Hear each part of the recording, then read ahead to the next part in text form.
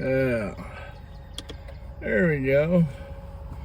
Got my sunglasses on. I think go with the red light. Red light, no red light. Red light, no red light. I'll go with the red light. Good morning to you, and welcome to another fun-filled adventure of the old fat man sitting inside of the white Toyota, the Toyota Tundra white truck of death in front of rusty stuff. Drinking, it says Powerade, but that's really orange juice and Diet Mountain Dew. It's breakfast of the champions, by the way. That's how I keep this battle ready figure. Oh my god, it is hot. Oh, I was not built for 100-degree weather. No siree.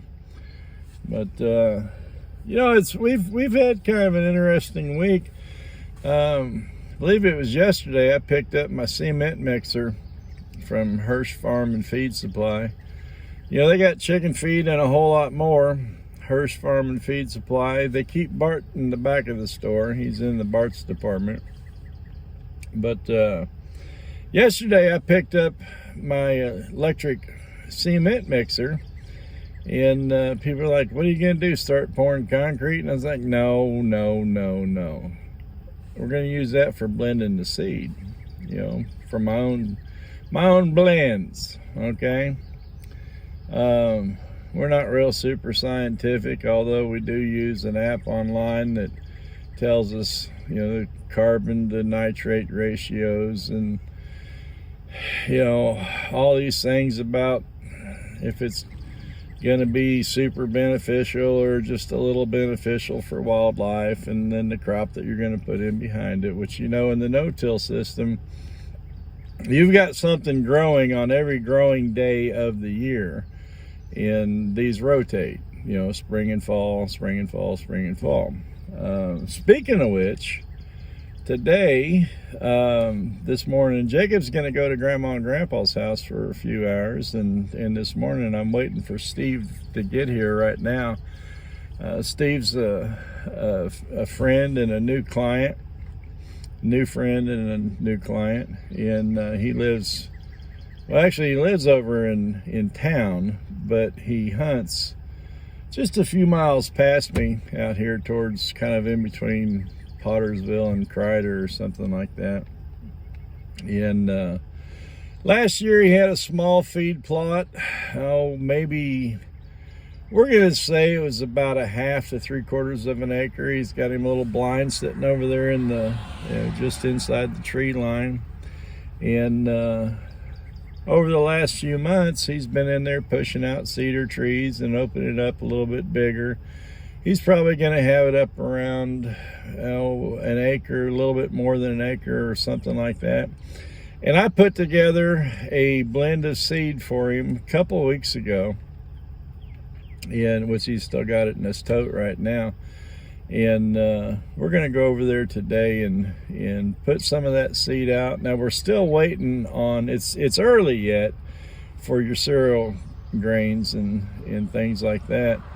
But off the top of my head, I'm trying to remember exactly what we put together for him. What we did put together for him, I gave it the moniker, the economy seed mix. It's got lots of protein in it. We got brassicas and clover and things like that.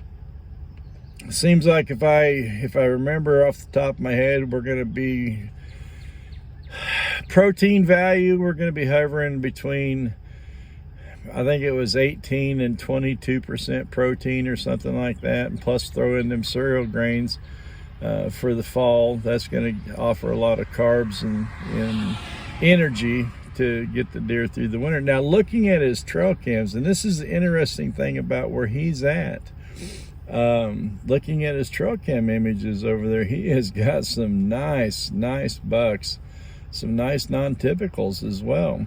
And we've talked about Hutchinson's Rack Attack in the past, and that's the facility that they bought up by Mountain View. Now the Hutchinson's family, their home is not too far away from where Steve's hunting place is. And, you know, storms happen, trees fall on fences and on these pens, and sometimes those deer get loose. And it's a very distinct possibility that some of these bucks that he's got on his trail cam over there are offspring, because there's no ear tags. You know, if you own the deer, they got an ear tag in them. These bucks, the pictures I've looked at, I've not seen any ear tags, but it's very possible that the bucks that he's seeing on his trail cam are some of the offsprings of the bucks that have somehow at one point in time or another escaped the Hutchinson's facility. And you know, it's been a couple of years ago when the Hutchinsons had me come out and do some mowing for them and things like that, and that's before they bought the high fence place. And they were raising deer. I think they sold them. I don't know exactly what it was that they did with them in these high fence pens and whatnot. And you know, it was as good as it could be. But again, like I said, we have storms, tornadoes, whatever. Good grief, that storm that went through Mountain View a couple of years ago took out, I think it was 3,000 something trees up there at Rack Attack. But these trees will fall on them big fences, and sometimes those deer escape.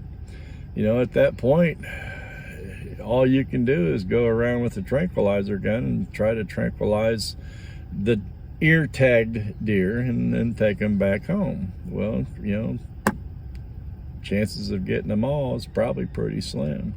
So I'd say that Steve has probably got the opportunity out there to hunt some of the Hutchinson's bucks, that whether it be bucks that escaped or the offspring of those. You know, genetics is huge when it comes to these big, beautiful, nasty racks. Genetics is part of it, but nutrition. Now that's the other thing. This is one of the neat things about where Steve's place is. They've got some cornfields all around him, and you know, all those carbs through the summer months and spring and stuff like that, it's okay. It doesn't really help develop antlers. It does in a sense. It's more protein than it is carbs, but they've got really good habitat, really nice nutrition. And we're going to put in this little acre and a half feed plot in there on the back of Steve's father's place. And when all that corn gets harvested, when it starts turning cool, you know where those deer are going to be. Acre and a half is probably not big enough to house everything, but we're going to try to get as much tonnage in that area as we can. As a matter of fact, we're seeding it as though it was a 2-acre feed plot. Our cereal grains are going to be coming in probably another week or two. That'll give the brassicas a chance to grow. And we're going to, you know, we've got some rain in the forecast. It's real super high humidity right now.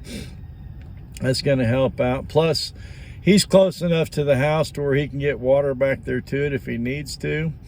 And we're going to put some seed in the ground. We know it's still yet a little early. Most people like to wait till mid-August or later, but that's when Poppy's going to get busy. And you know, we gotta work with what we got. We've got to work with what we can when we can.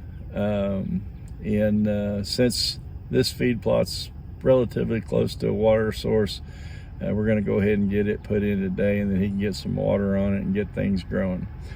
Y'all be you, I'll be me, and I'll try not to run over anybody in the Toyota Tundra white truck of death.